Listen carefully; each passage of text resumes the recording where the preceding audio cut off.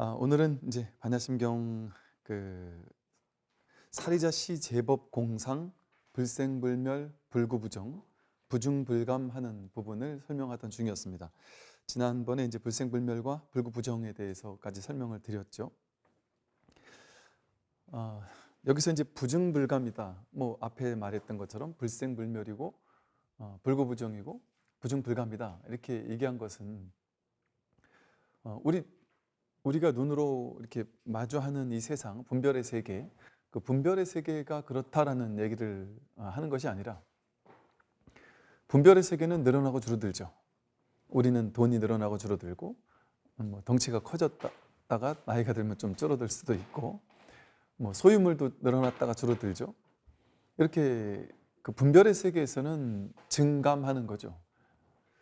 그리고 생멸하죠. 그리고 우리는 분별의 세계만 알고 살아왔기 때문에 당연히 이 세상은 생멸한다. 생겨나고 사라지지. 사람은 태어나면 죽지. 그리고 착한 일을 하면 청정해졌다가 나쁜 짓을 하면 삿돼지였다가 또 덩치도 커지고 작아지고 뭐 소유한 것도 많아지고 줄어들고 이런다라고 생각하면서 이 분별의 세계만을 보고서 지금까지 우리는 살아왔습니다. 그런데 부처님께서 진짜 내가 누구인지, 삶의 진실이 무엇인지, 이 나와 세계라고 하는 이 세상이 무엇인지를 문득 깨닫고 보니까 내가 지금까지 이 세상 모든 것들은 생겨나고 사라지는 줄 알았는데 그렇지 않구나. 불생불멸하는 거였구나. 청정한 게 따로 있고 더러운 게 따로 있다고 여겼는데 본래는 청정한 것도 없고 더러운 것도 없었구나. 우리는 나에게 깨달음이 부족해 이렇게 생각해요. 나는 중생이라서 중생적인 그 분별망상은 너무 많아서 이걸 좀 줄여야 돼, 없애야 돼. 그리고 나에겐 깨달음이 부족해서 열심히 갈고 닦고 수행을 해가지고 나에게 지혜와 깨달음이 많이 늘어나도록 해야 돼. 이렇게 여기는 사람이라면 당연히 지혜를 늘리기 위해서 또 깨달음을 늘리기 위해서 나에게 부처를 늘려나가기 위해서 혹은 획득하기 위해서 노력하겠죠. 그리고 지금 나에게 없는 부처, 깨달음, 성품을 얻고 획득하고 더 많이 가지려면 그걸 가능하게 하는 방법이 있어야 될 거예요. 수행이라고 우리가 이름 붙였던 그 방법이 있어야 될 거예요.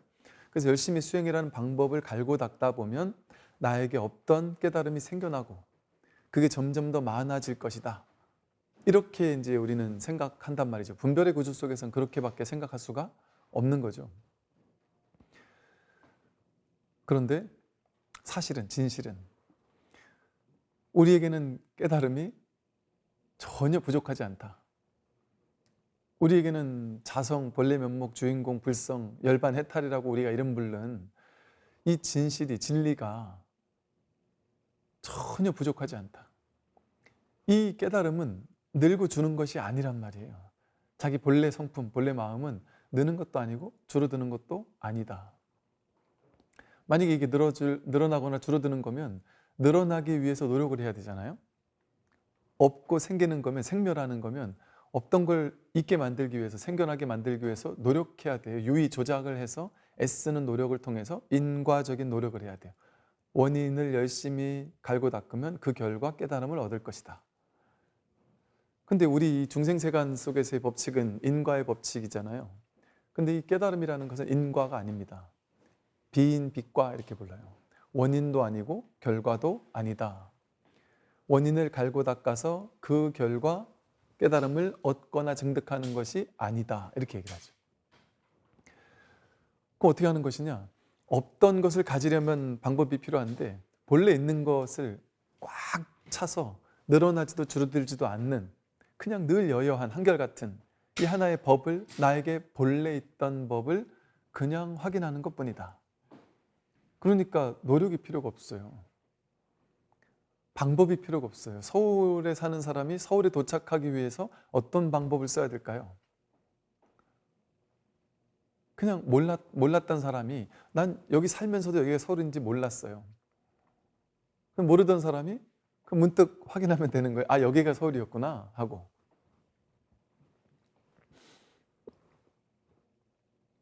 불교에서는 이제 이 자기의 본래 성품, 이것과 이 세상 삼라만상 모든 것을 바다와 파도의 비유를 드는데요. 아주 그 적절한 비유거든요. 바다와 파도의 비유가. 바다 위에서 파도는 인연 따라 바람이 거칠게 불 때는 파도가 세게 치고 크게 치겠죠. 근데 바람이 적게 불 때는 인연 따라 파도는 커지기도 하고 파도는 작아지기도 해요. 파도 입장에서는 파도가 크면 파도가 증가했죠. 늘어났어요.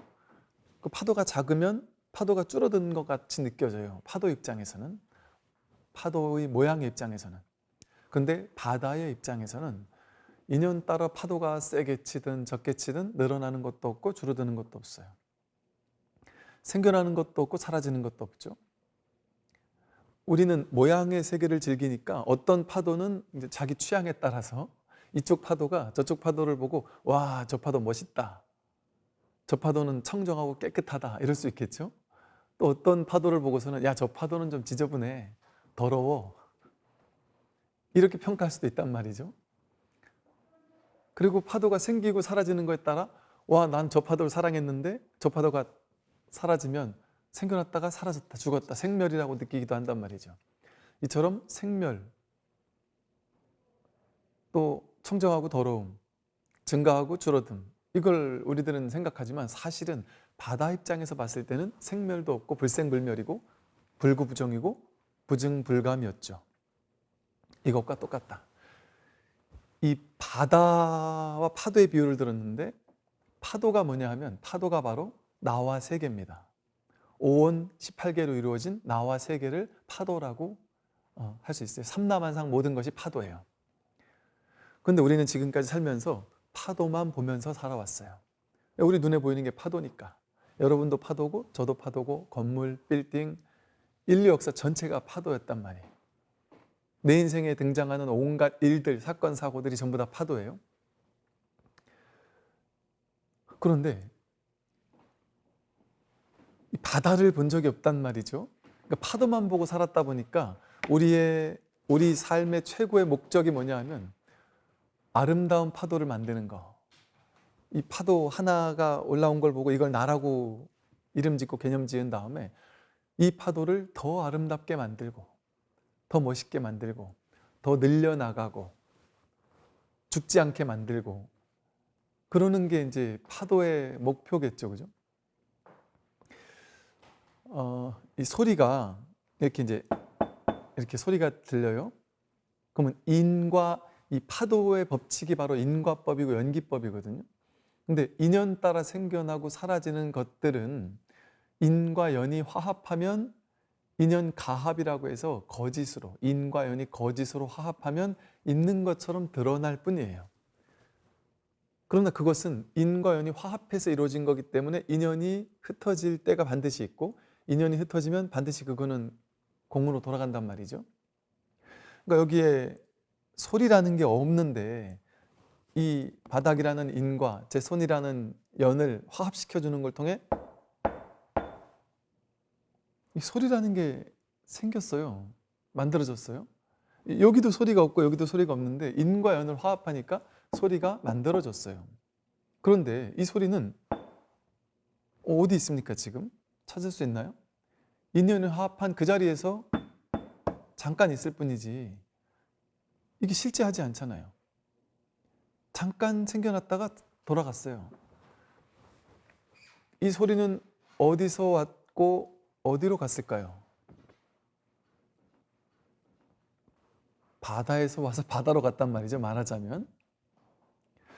그러면 이 소리가 있고 이 소리는 조금 작게 들리죠. 그런데 이 소리는 조금 크게 들리기도 하고 뭐 소리는 분별이 되겠죠. 이건 좀 소리가 크게 들리고 좀 이렇게 날카로운 소리가 들리죠. 그러면 우리가 이렇게 큰 소리를 들을 때는 소리가 증가했다. 이럴 때는 소리가 줄어들었다. 이렇게 생각하잖아요. 그죠? 소리가 줄어들었다가 작았다가 소리가 커졌잖아요. 그런데 소리의 성품을 보면 작았을 때나 클 때나 뭐가 다르죠? 그냥 똑같이 인과 연이 화합했을 뿐이죠.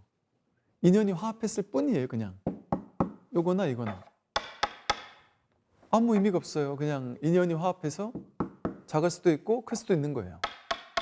이거는 그냥 인과 연이 화합했다가 흩어졌을 뿐이에요. 아무 의미가 없어요. 뜻이 없어요. 그냥 그러할 뿐이에요. 자연 그대로예요. 있는 그대로예요. 여여합니다. 그런데 사람은 여기에다가 해석을 붙여요. 요건 작다, 요건 크다, 줄어들었다, 늘어났다, 이렇게 해석을 붙여요. 그리고 나는 작은 게 좋아, 나는 큰 게 좋아, 이렇게 사람은 자기 취향에 따라, 자기 업에 따라 어떤 건 좋아하고 어떤 건 싫어해요. 실제로는 인연이 화합했다 흩어지는 것 뿐이지, 바다 위에 파도가 이렇게 치든 이렇게 치든 저렇게 치든 뭔 상관이 있겠어요. 늘어났나 줄어드나 똑같은 바다인데. 이 소리도 마찬가지입니다.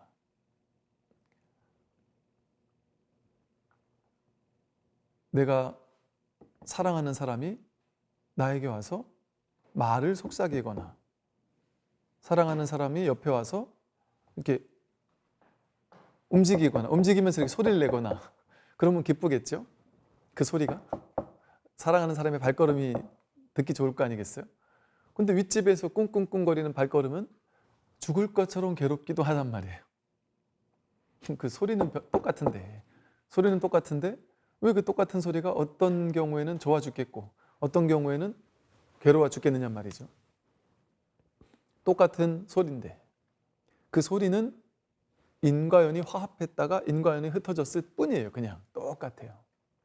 나쁜 놈이 내는 발걸음이나 착한 사람이 내는 발걸음이 똑같단 말이죠. 근데 우리는 분별을 하죠. 그리고 그걸 믿어버리죠. 그러니까 우리 인생에는 증가가 있고 감소가 있어요. 좋은 게 있고 나쁜 게 있어요. 깨끗한 게 있고 더러운 게 있어요. 생겨나는 게 있고 사라지는 게 있어요. 우리의 분별망상 속에서는. 그런데 실제 그게 있느냐?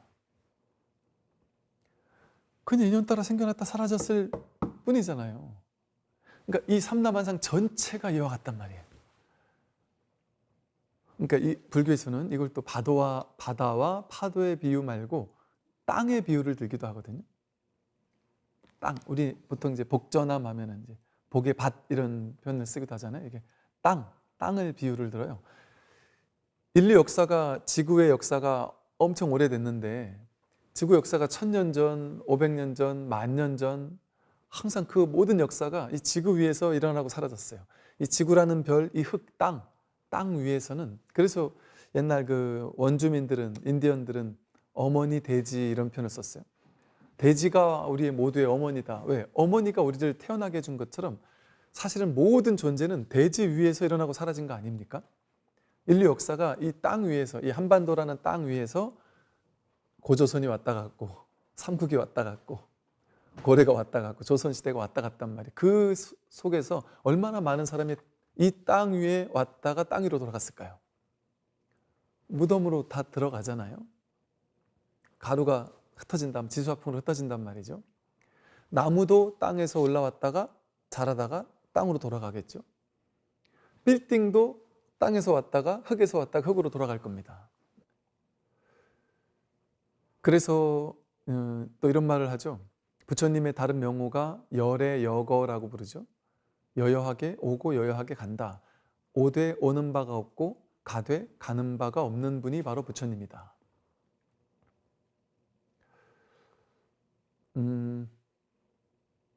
이제 제가 부산하고 서울을 이렇게 왔다 갔다 법회를 다니잖아요.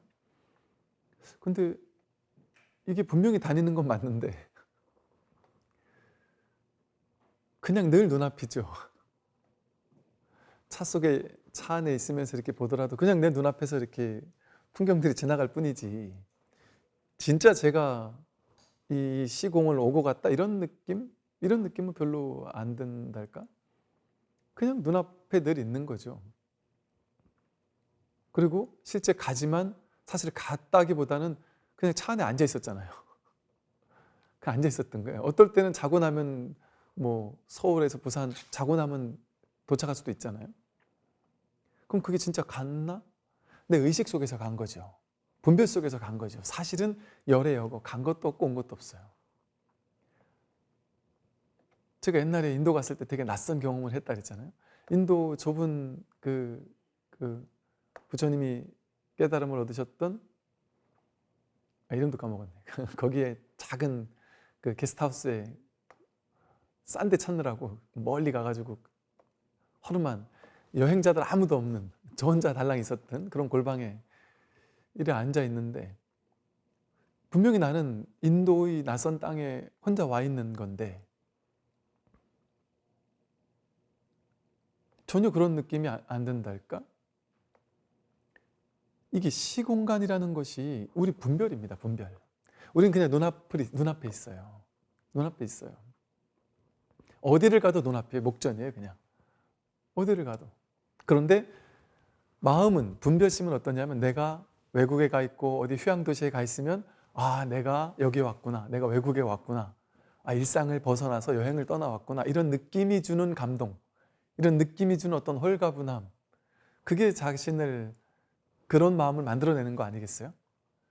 부산에 사는 사람은, 딴 사람은 부산에 여행 가는 게 소원인 사람은 부산에 한번 갈 때 얼마나 아름다운 부산을 경험하겠어요?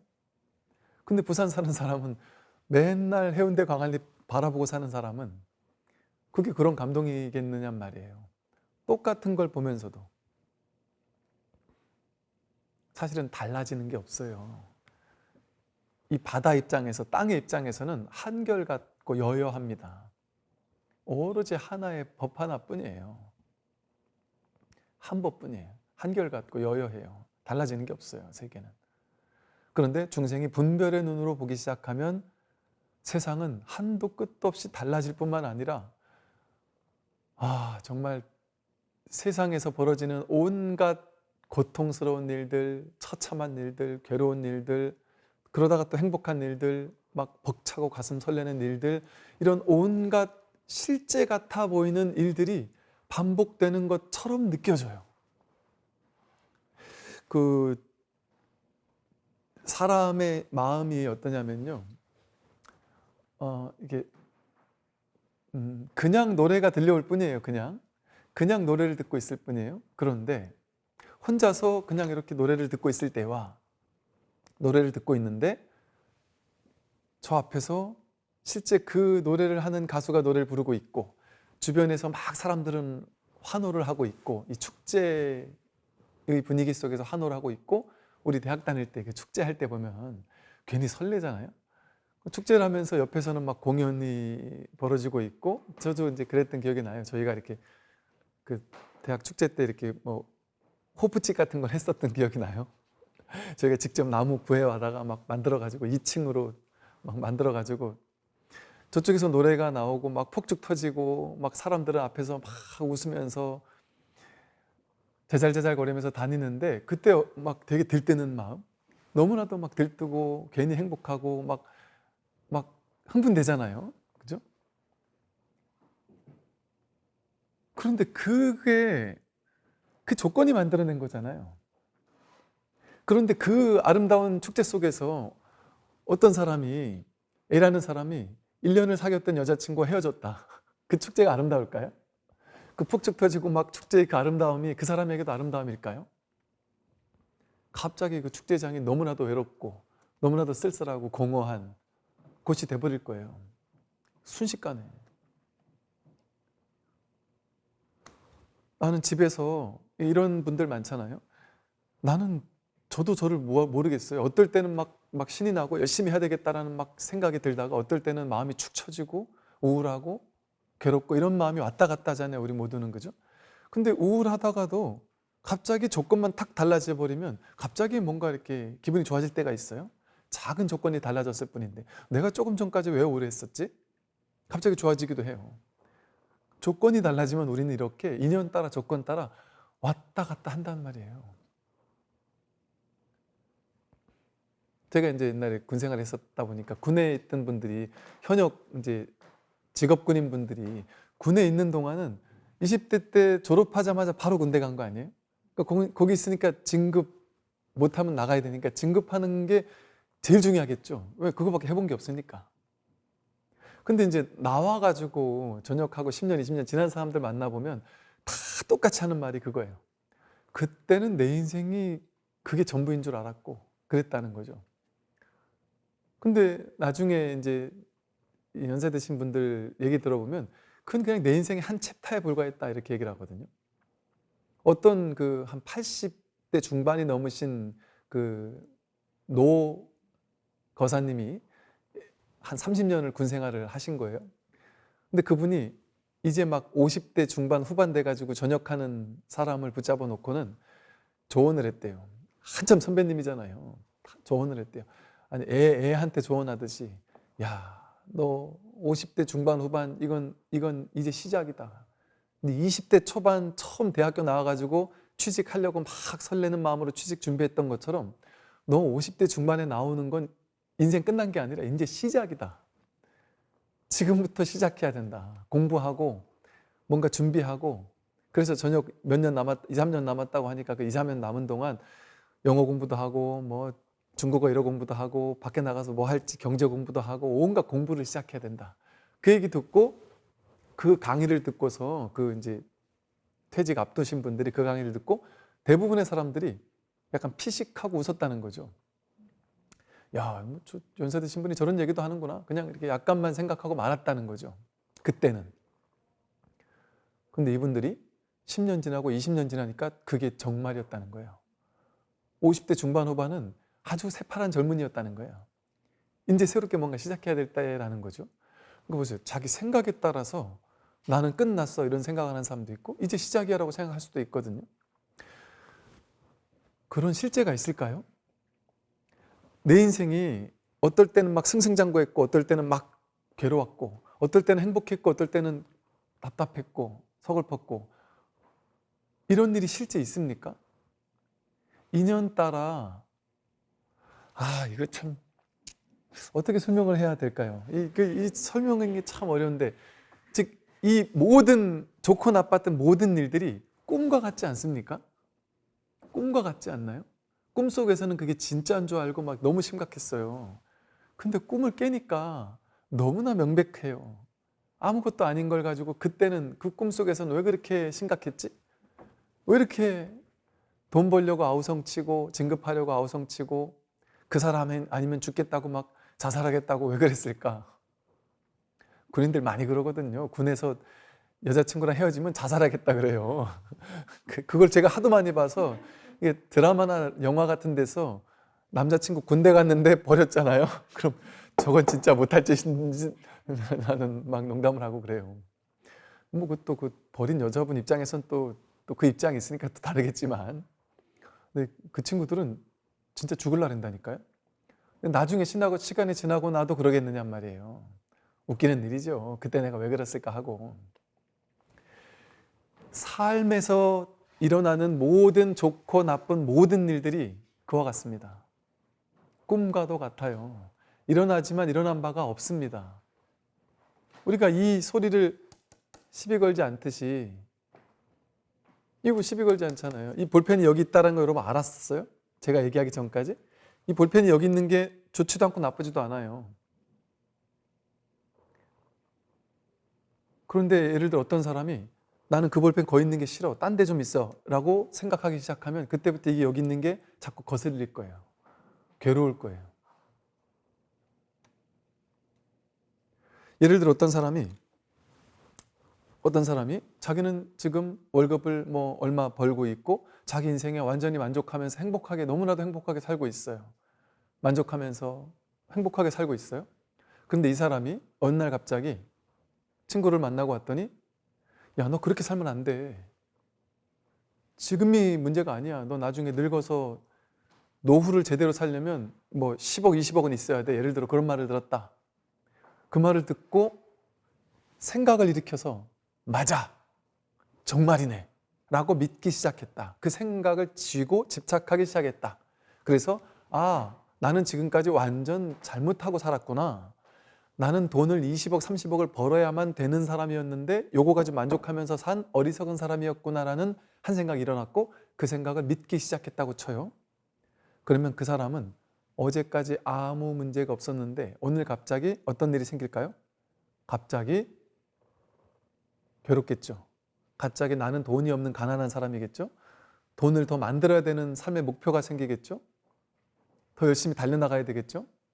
이 사람에게는 부중불감이 아니라 증감이 생겨나기 시작해요. 더 증가시켜야 되는 일이 생기기 시작해요. 그러면 그 사람이 열심히 해가지고 10년, 20년 열심히 해서 자기 원하는 돈을 벌었어요. 10억을 벌었어요. 그러면 이제 만족할까요? 내가 원하는 거 벌었으니까 만족해야 되잖아요. 만족 못한단 말이에요. 그때는 100억을 벌어야 돼요. 왜? 내 주변에 다 10억 이상 버는 사람이니까. 그리고 100억을 벌고 나면 또 만족 못한단 말이죠. 1000억을 벌어야 하고. 아무리 벌어도 끝끝내 만족하지 못합니다. 왜? 돈을 벌면 돈 아닌 다른 거를 또 원하게 돼요. 아, 돈은 내가 이제 어느 정도 벌었어. 돈도 계속 될 수도 있지만 돈 아닌 또 다른 걸 원할 수도 있어요.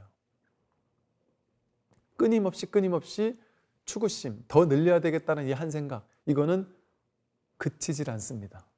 죽을 때까지. 죽을 때가 되면 뭘 원할까요? 돈을 원하는 대신 건강을 원할 거예요. 더 오래 살길 원하고, 남들에게 대접받길 원하고. 그러면 그 생각이 있음으로 인해서 내가 얼마는 벌어야 되라는 생각을, 내가 한 생각을 일으키는 걸 통해서 내가 부족하다라는 생각이 연기된 거죠. 본래 있는 게 아닌데, 본래는 나는 부족한 것도 없고 많은 것도 없고 적은 것도 없어요. 그냥 있는 그대로예요. 있는 그대로예요. 그냥 우리의 경제력은 여여한 거예요. 자연 그대로 있는 그대로예요. 판단 불가한 거예요. 그런데 내가 한 생각 일으켜서 나는 가난해를 쥐자마자, 나는 10억을 벌어야 되라는 생각을 쥐자마자 갑자기 나는 가난한 사람이 돼버려요. 누가 만든 거예요? 돈이 만든 게 아니에요. 돈이 나를 가난하게 만든 게 아니라 내 생각이 나를 가난하게 만들었죠. 내 생각이 내 인생에 부족한 게 많아를 만들었죠. 그 부족을 만든 것은 자기 생각입니다. 그러면 어떻게 하면 부중불감할 수 있을까요? 증가하고 줄어드는 거에 끌려다니지 않을 수 있을까요? 내가 일으킨 한 생각이 만들어낸 거짓된 분별 망상이구나 하는 사실에 깨어나야 된단 말이에요. 그러면 현실에서 인연 따라 벌 수도 있고 못 벌 수도 있어요. 상관없단 말이에요. 인연 따라 오고 가는 거니까. 나에게 달린 일이 아니에요. 돈 벌고 하는 것은. 모든 것이 나에게 달린 일이 아니에요. 그는 내 아상, 아집이 그렇게 생각하는 거지. 연기무아라는 말을 했잖아요. 인연 따라 그 일이 될 만하면 되고 인연 따라 안 될 만하면 안 되는 거예요. 그 인연의 한 축을 얘가 담당하고 있는 거예요. 내가 아니라 얘가. 그러니까 이 생각도 거부하면 안 되죠. 이 생각도 중요하죠. 인연에서. 그러니까 불교에서는 뭐라 그래요? 마음을 내라. 부자가 되겠다, 뭐 성공하겠다, 마음을 내라. 근데 그거 집착하지 마라. 마음을 내되 머무는 법 없이 마음을 내라. 하되 함이 없이 해라. 하지 말라는 게 아니에요. 내가 하나의 인연을 담당하고 있으니까 내가 열심히 돈 벌어야지 하는 생각을 낸단 말이에요. 그런데 나에게 달린 일이 아닌 거예요. 그렇다고 나에게 달리지 않은 일도 아닌 거예요. 뭔지 아시겠죠? 나에게 달린 일이 아니니까 집착할 필요가 없어요. 그런데 그렇다고 나에게 달린 일이 아닌 것도 아니니까 내가 손 놓고 아무것도 안 해서도 안 되는 거예요. 최선을 다해 하는 거예요. 그런데 결과는 나는 마음을 내고 최선을 다해 할 뿐이에요. 그것까지. 그리고 남은 것은 인연이, 연기가 알아서 하는 거예요. 그러니까 이건 내가 하는 게 아니라 연기가 하는 거예요. 연기법이. 그러니까 연기 무아, 거기 나라는 게 없어요. 내가 하는 거면 내가 키 5cm만 다음 주까지 크게 해서 와보세요. 아픈 거 당장 낫게 해보세요. 늙은 거 조금만 젊게 해보세요. 내 마음대로 됩니까? 밥 먹고 나서 소화 내 마음대로 되는 건가요? 똑같아요. 이게 안 되는 것처럼 돈 버는 거, 뭐 건강한 거, 내가 죽지 않겠다 하는 거 내 맘대로 되는 게 아니에요. 그렇다고 해서 내 맘대로 완전히 안 되는 것도 아니지만, 그래서 이걸 중도라고 설명하는 거예요. 최선을 다해 할 거 하는 거예요. 그런데 나에게 달린 일이라는 아상, 에고, 허망한 착각을 내려놓는 거예요. 그러면 집착을 여의고 인연 따라 연기법에 모든 걸 내맡기게 되는 거예요. 저절로. 그러면서도 허망하게 게을러지지 않는단 말이에요. 최선을 다해요. 집착하지 않으면서도 최선을 다해요.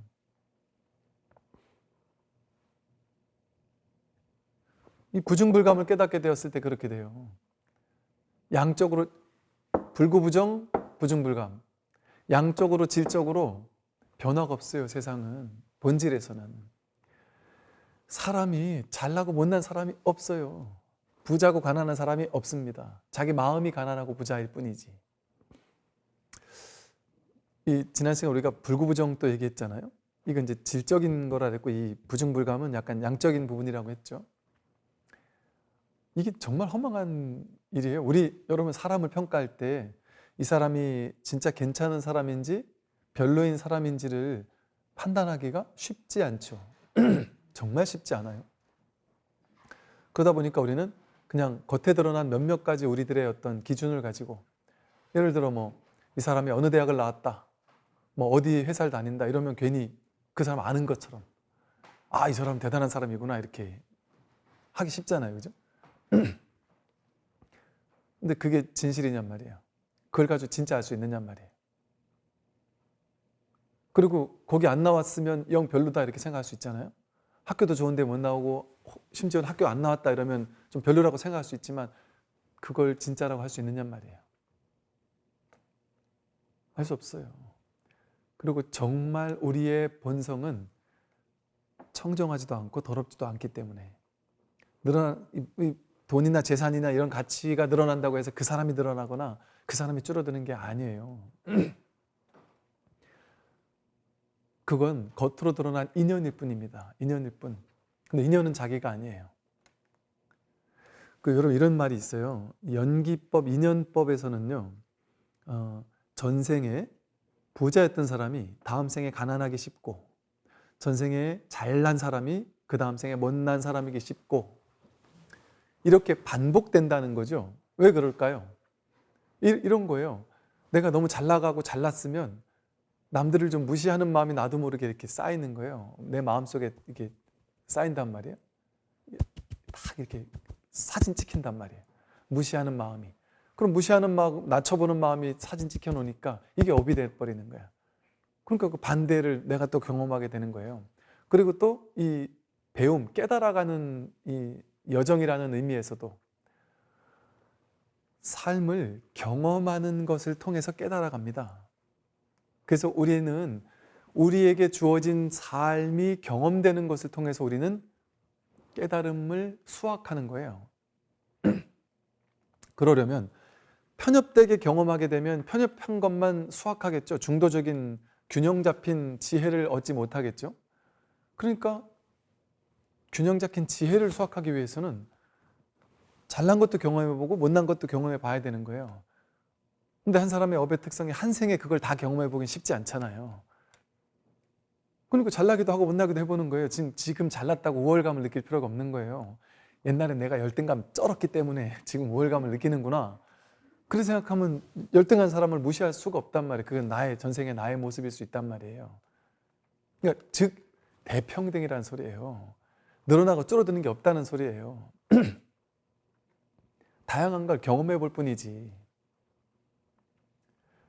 참 저도 이렇게 돌이켜보면 이런 인생이 있을까 싶을 정도로 저도 그 극단의 삶의 경험들을 많이 해봤거든요. 아주 그 부분에서 최악이었다가 그 부분에서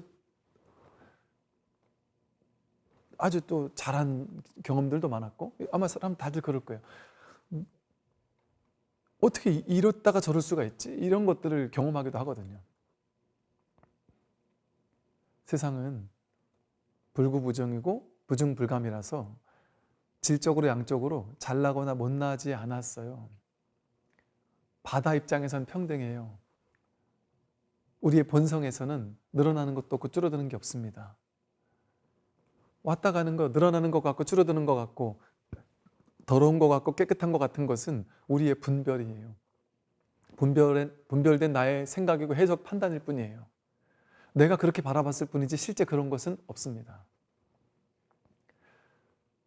그래서 이 성품에서 봤을 때는 이 세상 모든 일들이 다 일어나고 있는데, 좋은 일, 나쁜 일, 우리가 분별하던 모든 일들이 다 일어나고 있는데 한 법도 일어난 바가 없어요.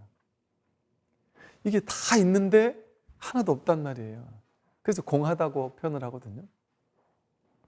분명히 다 있는데 하나도 없어요. 즉 마치 자각몽을 꾸는 사람과 비슷할 거예요. 내가 꿈을 꾸고 있다는 사실을 모르고 꿈꾸는 사람은 이 꿈이 진짜 같단 말이에요. 그런데 자각몽을 꾸는 사람은 꿈을 꾸면서도 꿈속에서 즐길 수 있겠죠. 여유가 있겠죠. 아무리 악몽을 꿔도 이거 꿈인데 좀 이따 영 못 버티겠다 싶으면 좀 이따 깨야지. 그럴 수 있겠죠. 아무리 좋아하고 사랑하고 애정하는 게 있어도 그렇게 집착하지 않겠죠. 이게 어차피 꿈이니까. 그러니까 이제 꿈속에서 재밌게 노는 거예요, 그냥. 꿈속의 모든 사건, 사고들, 좋고 나쁜 일들을 다 재밌게 가지고 노는 거예요, 그냥. 무게감이 없죠. 자각몽을 자각했으니까, 이게 꿈이라는 것을. 이 현실이 바로 꿈이란 말이죠. 이 현실이 바로 이 현실의 이 분별된 세계가 전부 다 꿈이에요. 자기 분별이에요. 우리는 분별의 꿈을 꾸고 있습니다. 내가 잘 나가는 것 같은 느낌? 꿈입니다. 내가 가난한 것 같은 느낌? 그것도 꿈이에요. 분별이에요. 나라는 존재가 막 커진 것 같은 느낌, 나라는 존재가 막 한없이 쪼그라들어서 우울하고 괴롭고 막 자존감 뚝 떨어지는 것 같은 느낌, 이렇게 내가 늘어나는 것 같고 줄어드는 것 같은 느낌, 자기 분별이에요. 우리는 늘어날 수도 없고 줄어들 수도 없습니다. 그런데 보세요. 우린 평생 그러고 살았잖아요. 내가 늘어나고 줄어드는 삶을 살았잖아요. 자존감이 막 확 늘어났다가 자괴감에 빠진 삶을 경험했잖아요. 돈도 많아지고 줄어드는 걸 경험했잖아요. 내 사람이 많아졌다가 나를 떠나가는 것도 경험했잖아요. 이렇게 늘어나고 줄어드는 것들을 우리는 평생 경험하고 살았는데, 불생불멸이고 부증불감이고 불구부정이라는 사실을 깨닫게 되면 우리 인생이 어떨까요? 어떨까요? 아까 그 자각몽을 꾸는 사람과 같아지지 않을까요? 늘어나고 줄어드는 거에 끌려다니지 않겠죠. 모양에 끌려다니지 않아요. 그러나 아까 말한 것처럼 중도적인 균형이 잡혀있기 때문에 그렇다고 해서 아무것도 안 하는 사람이 되는 게 아니에요. 삶을 최선을 다해 살아요. 그리고 오히려 분별망상을 걷어내고 최선을 다해 사니까 놀이하듯 살아요. 여러분, 삶에 진짜 힘 있는 사람은 어떤 사람이냐? 우리 현실에서도 그런 얘기 하잖아요. 열심히 하는 사람을 따라갈 수 없지만 열심히 하는 사람보다 놀면서 하는 사람을 따라갈 수 없다. 즐기며 하는 사람은 절대 따라갈 수 없다. 그건 정말 진리예요. 맞아요. 아무리 열심히 해도 열심히 하는 힘을 가지고 어떻게든 성공할 거야 라고 열심히 하는 사람은 한계가 있어요. 유의조작이기 때문에, 애쓰는 거기 때문에 될 수도 있고 안 될 수도 있어요. 놀이하듯 하는 사람은, 결과에 대한 집착 없이 놀이하듯 하는 사람은 늘 노는 거예요. 성공할 때만 노는 게 아니라 실패도 가지고 노는 거예요. 꿈인 줄 아니까 여유가 있단 말이에요. 항상 여여한 거예요. 그런 삶을 산다면 지금까지는 이렇게 생멸, 증감, 또 깨끗하고 더러움, 이런 게 있다라고 생각하며 지금까지 살았는데, 앞으로 남은 삶을 그렇게 분별의 꿈속에서 그렇게 계속 살아야 되겠습니까? 그러면 지금보다 더욱더 괴로워질 건데요. 지금까지 우리가 그나마 젊었잖아요. 지금까지 사는 동안은. 근데 앞으로는 이제 점점 늙어갈 거 아니에요. 점점 나이 들어갈 거 아니에요. 저는 저는 나이 비슷한 도반들이 몇 년 전부터 노안이 온다고 하면서 책을 보는데 이러고 보는 거예요. 그래서 이해가 안 되더라고요. 저는 전혀 그러지 않았으니까 1년 전만 해도. 그래서 저게 상상이 안 가는 거예요. 나도 저럴까? 상상이 안 가더라고요. 그래서 너만들 만나면 너도 한두 잔만 더 먹어봐 이러는데, 그냥 웃어 넘겼어요. 근데 보니까 왜 벗는지는 알겠더라고요. 조금씩 알겠더라고요. 이렇게 이제 우리는 늙어간단 말이에요. 늙어가요. 그리고 죽음으로 가까워가요. 병듦이라는 게 점점 나에게 가까이 다가와요. 앞으로 우리에게 남은 인생은 그렇게 늙고 병들고 죽는 것들이 점점 더 실감나게 다가오는 미래가 남아 있어요. 지금과는 상상할 수 없이. 지금까지는 젊었으니까 늙는다 죽는다는 생각 해본 적 있습니까? 별로 안 해봤을 거예요. 근데 앞으로는 더 생동감 있게 그게 현실이 된다니까요. 그러니 빨리 불생불멸 불구부정 부증고물감을 깨닫는 삶을 살아야 돼요. 그러지 않으면 이제 하루가 시급하게 괴로워질 수밖에 없습니다. 그래서 오늘 설명한 것처럼 우리의 본성은 진짜 자기는 진짜 나의 본래 면목은 늘어나는 것도 아니고 줄어나는 것도 아니구나라는 사실을 이렇게 제가 길게 설명을 했지만 설명한다고 이걸 머리로 안다고 알아듣겠어요? 진짜 자기에게 확인이 돼야 된단 말이에요. 진짜 자기의 본성은 정말 생멸할 수 없는 거구나. 늘어나고 줄어들지 않는 거구나. 여기 대해서 깨어나야 된단 말이죠. 그렇게 되면 앞으로의 삶이 얼마나 자유로워지겠어요. 그래서 깨어나야 되는 거예요. 오늘 여기까지 말씀드리겠습니다. 수고하십시오.